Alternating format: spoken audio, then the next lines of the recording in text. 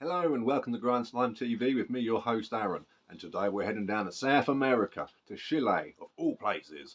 Oh yes, and we're going to be talking about Perversor and their latest EP. And please excuse me while I try to pronounce this. Psicomoro. Probably really balls that up, but it is what it is. I won't even try reading the lyrics on the inside because they're all in Spanish too. Well, say Spanish, maybe Latino or a derivative slash subculture thereof, as it goes, but is what it is. Cool little symbol on the back of it though. Kind of reminds me of the chaos symbol, but it's got a whole lot of other stuff going on. And look at that artwork again. It's pretty sick, isn't it? It's like one of those witch doctors with the beaks. What do they call them? The apothecaries or something like that. But he's also done it like the Grim Reaper, so that's pretty cool. And this little 4-piece here with 4 tracks, each one an absolute belter. Got a little close up of the dude there, look, on the CD. This was from Hell's Headbangers back in 2021. Now I've been a fan of Perversor since Demon Metal, which was their second release, I believe. Yeah, I think they had a full length and then that came out. So I've expected nothing now from these guys other than consistency, because I've got a few of these guys' releases along with like the split with More Bastard, which is right there, look, as you can see, which is always nice. So these guys always bring really good shit to the table.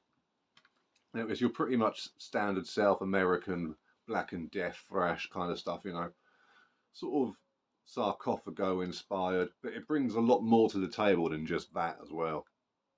They do play around with other like time signatures and stuff like that, and there's not too much distortion on here either, so you still get that old school kind of sound, but they've incorporated quite a sort of not modern style as such, but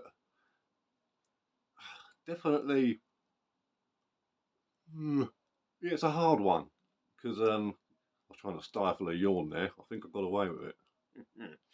But yeah, it's a old school. Yeah, it's like an old school style, but in a sort of more modern, I guess, package, like sound wise. Like it's not a rough recording like Sarcophago's INRI or Volcano's bloody Vengeance or something like that. But it's not a squeaky clean one either. You can tell it's a newer band, but they do bring that sort of old style really well. It doesn't sound like they're trying too hard. This sort of has like little bits of like Bathory sort of feel here and there, but very sort of actually quite in line with their contemporaries, Anal Vomit.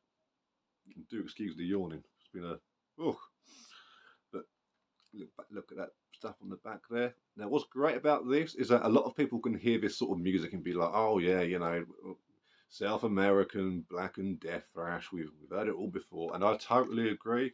And though this doesn't do anything too original, at least each track stands out from each other. And they wear their influence on their sleeves too. Like you can hear, like I mentioned earlier, a bit of Bathory in there. You can hear Slayer straight out the gate. You can hear Slayer. Like maybe like Gore Guts a little bit here and there as well. The sort of polyrhythms that they sort of like throw in from time to time, particularly on the song Anzu, the second track. That's really cool. But that could be my favourite track on the album. On the EP, actually, that's a really cool one. Like I say, all of them are really good, but they've each got their own flair, their own style, and they're undoubtedly from the same band. So really cool there. There's creativity, and a lot of EPs get treated as afterthoughts. It's like, oh, we couldn't fit them on the album, so we just thought, oh fuck it, we just put them out because we've got them. Whereas this actually feels like it was meant to be an EP with purpose, which is great for me because, as a lot of you will know, I love EPs. I think they're perfect. 4 songs, you got like less than 15 minutes, and you just get feel like you'd get more from the band in that small amount of time. When, you know, like how in the old days they could only fit so much on vinyl and stuff like that. So bands had to really, really be careful with what they put on there, because they were like, we had to cut all the fluff because we can't waste time and not have that bit on there. That bit's got to be on there.